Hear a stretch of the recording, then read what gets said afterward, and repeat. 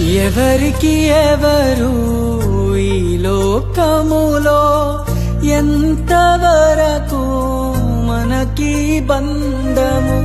ఎవరికి ఎవరు ఈ లోకములో ఎంతవరకు మనకి బంధము? ఎవరికి ఎవరు సొంతము? ఎవరికి ఎవరు శాశ్వతము? ఎవరికి